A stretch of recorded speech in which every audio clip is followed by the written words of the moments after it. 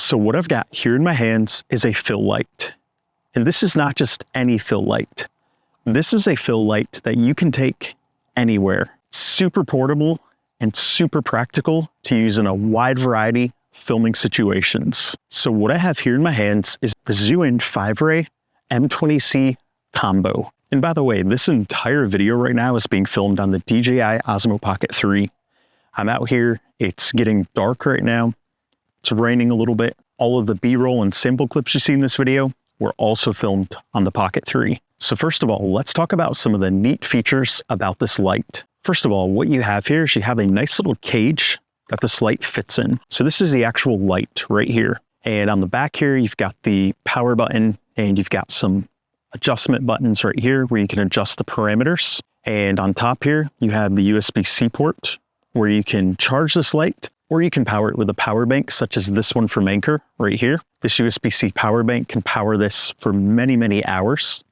Speaking of, this does have the battery right here on the back, and this battery can hold about 40 minutes of charge if you're running this continuously at the full 20-watt output. But oftentimes when I'm using this, I'm not using it anywhere close to the full brightness.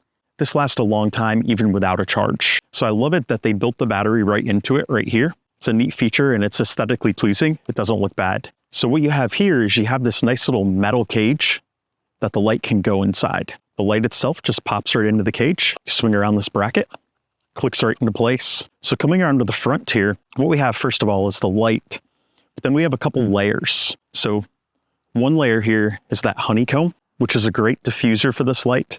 It helps make the light a lot less sharp and it makes it a lot softer and it looks a lot better.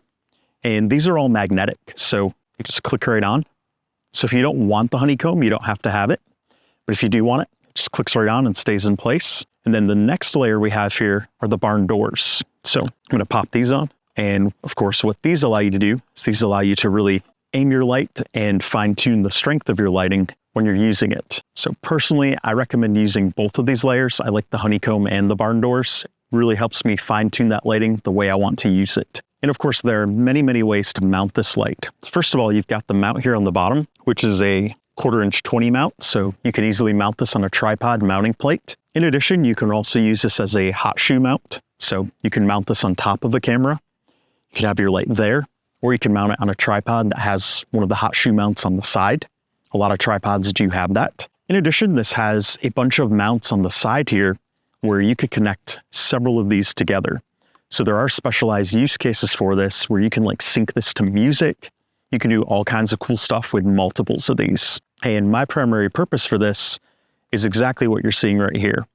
If I want to film outdoors and I want some light with me, especially if I want to do some cool filming at nighttime, this is a light that I bring along. A lot of other lights, you need to have a lot of power to run them.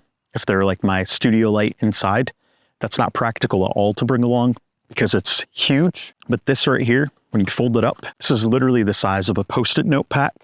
And I can even fit this in my pocket. And if I have it along on a hike and I want to put it in my pack, really easy to throw in there. Especially if I'm using one of those selfie stick tripods like the one I have from Ulanzi that I can mount this on if I need it on a tripod. Really great for that. So let's talk about the actual lighting options on this light. So first of all, this light does have temperature controls from 2500K all the way up to 10,000K. So you could pretty much have any color of lighting that you want from this, but it gets even better than that. This has full HSI precise dimming. So what that means is you have full control over the hue, the saturation, and the intensity of the light independent of each other. So that's way cool to have that on this little light. The light also has built-in green and magenta control. So if you want more of that greenish tint or more of that pinkish tint, super easy to do on here, which I also love. You can really get that precise color that you want to set the mood for your scene. And when it comes to weight of this light, the light weighs 200 grams. So that is not heavy by any means. And that really is part of the portability of this. And I like it that it has a good solid feel to it though. Even though it only weighs 200 grams, there's quite a bit of metal on here. So another way you can mount this light is you can magnetically mount it. So if you have something like a cabinet, a car door, anything metal, the back of this is magnetic. So you can just stick it on there. I don't have anything metal here with me right now. I'll have to maybe film a scene inside with me sticking it to my computer case or my shelf in the back. But You can easily pop this onto anything magnetic and it'll hold in place. So that makes it really versatile for mounting. If you want to overhead mount it, it's possible to do that as well, as long as you have something metal. Also, Zhiyun has an app that you can use to control the settings on this light, so you don't have to mess around toggling on the back here. You can easily use the app to adjust all of those parameters. So let's take a look at the app here, and I'm going to show you how you can adjust some of the parameters of this light in that app. So first of all, you can adjust the brightness really easily right here. You can toggle it brighter, toggle it dimmer, and then the coloring is where there's a lot of fun to be had in there. So in here, you've got your basic color temperature adjustments here. So put it all the way down to 2500K here, which is that nice, warm, amber type of lighting. Then of course we can go all the way up to 10,000K, which is that blue lighting. I'm gonna leave it at 2500K right now. And then here is that tint control, so you can go more toward the greenish, or you can go more toward the magenta. So that allows you to fine tune it really nicely there. In addition, you have some presets down here like daytime, which is gonna put it to 5600K. You've got tungsten lamp, which is 3200K.